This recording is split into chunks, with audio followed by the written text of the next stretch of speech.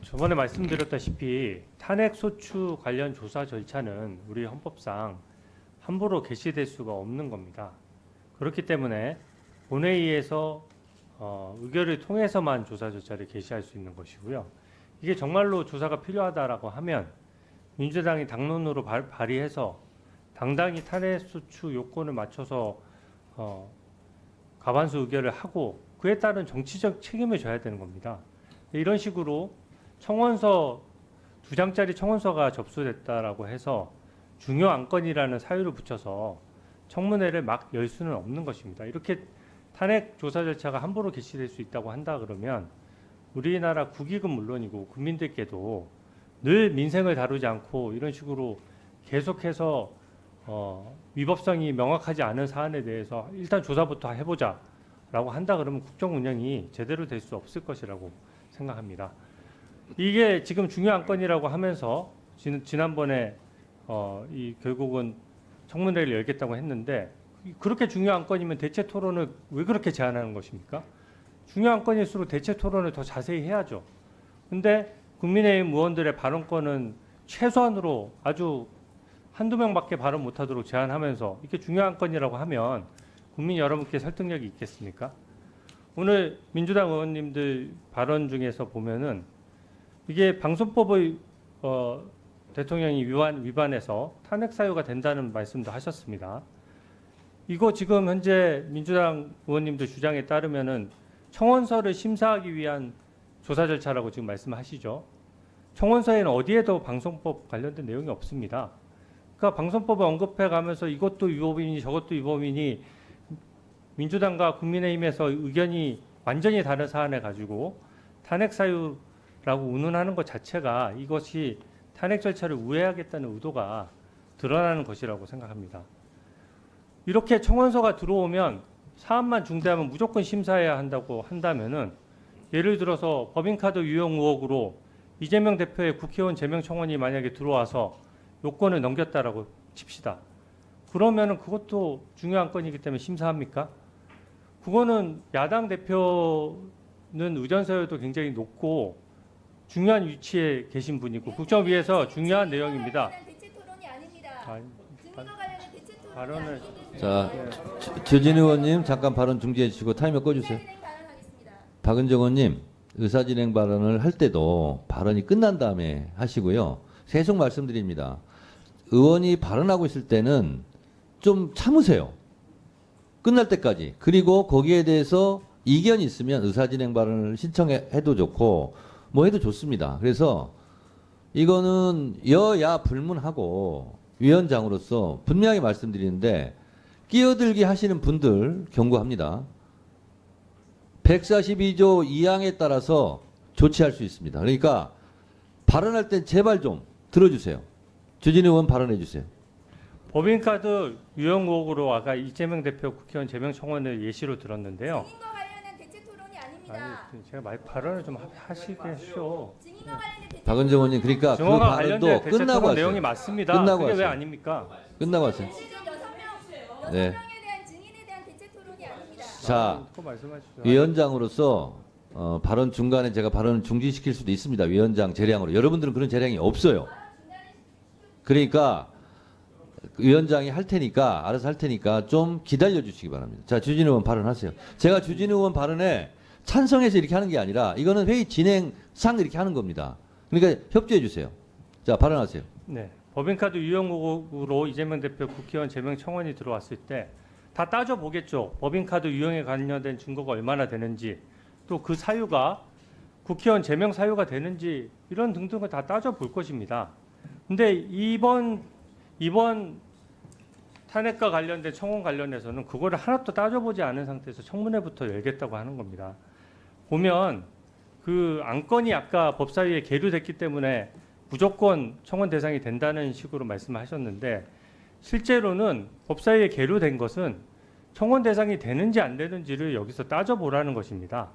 그래서 국회나 법사위가 해결할 수 없는 청원은 기본적으로 청원 대상이 되지 않는 것이고요.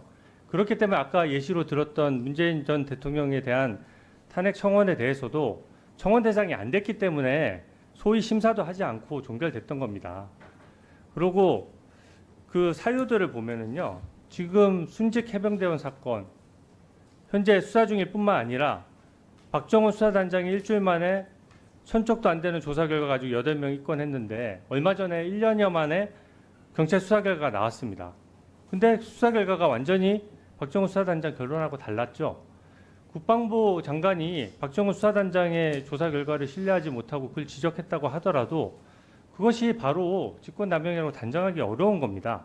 근데 무조건 탄핵 사유가 될 수도 있다는 거 가정해서 조사부터 하고 본다는 것은 이거는 탄핵 소추 절차를 엄격히 하라는 헌법 정신에도 맞지 않는 내용이고요.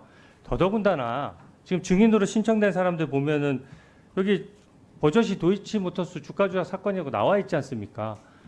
이게 대통령의 직무와 관련된 것만 탄핵 사유가 될 수 있는 거거든요. 그러니까 일반 국민이 청원하다 보니까 그거를 법리적인 걸 잘 몰라서 그렇게 신청을 한 것인데 이걸 가지고 증인 신청을 한다는 것 자체가 아예 법과 헌법에 맞지 않는 것입니다. 그렇기 때문에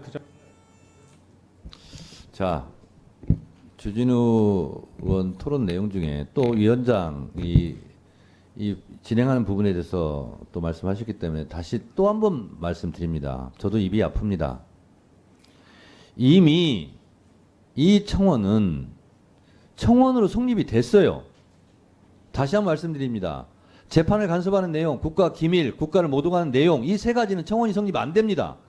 그런데 이미 국회에서 이 윤석열 대통령 탄핵 청원, 이 즉각 발의 요청 이거는 이 세 가지에 해당되지 않아서 법사위에 자동으로 회부된 겁니다. 그래서 그거에 대해서 지금 국회법 65조 1항에 따라서 청문 절차를 할 수 있기 때문에 청문회를 열고자 증인 채택까지 됐어요. 그래서 지금 추가 증인 안건에 대해서 토론하고 있습니다. 이 자체를 인정 못하겠다 그러면 토론에 참여하면 안 돼요.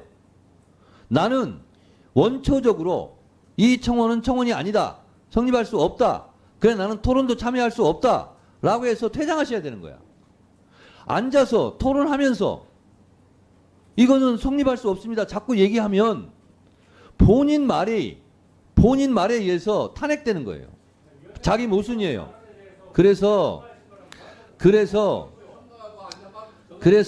제가 말씀드리는 거잖아요. 이미 절차가 진행돼서 토론하고 있으니 그 이전에 이것이 청원으로 성립하냐 마냐는 가급적이면 자제해 주시고 오늘 안건은 지금 6명 추가 증인에 대해서 찬성이냐 반대냐 이 토론을 해 주십사라고 제가 여러분들께 말씀을 드렸죠.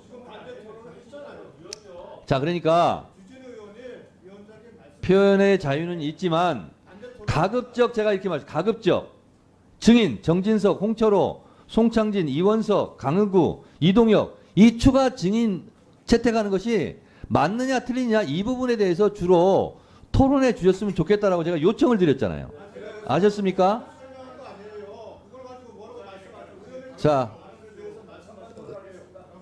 박지원 의원님 토론해 주세요. 의사진행 바람님 토론해 주세요. 우리 존경하는 여당 의원님들도 또 우리 야당 의원들도 모두가 국회의원 출마하면서 국회에 가서 열심히 싸우겠습니다. 국회 퇴장하겠습니다. 이런 약속은 하지 않으셨을 거예요. 국민들에게 열심히 일하고 나라 잘 살게 하고 또 지역구 발전시키겠다 이런 약속을 했을 겁니다. 지금 누차 얘기를 했지만은 국회 탄핵 청원이 들어와 있기 때문에 5만 이상이 넘어서 사무처에서 법사위에 보냈고 지금 현재는 거의 140만이 청원한 것으로 알고 있습니다. 마찬가지로 윤석열 대통령의 탄핵을 반대하는 청원도 5만이 넘어서 우리 법사위로 넘어온 것으로 알고 있습니다. 그렇다고 하면은 과거 문재인 대통령의 청원은 왜 안 했느냐? 왜 탄핵 발의를 안 했느냐?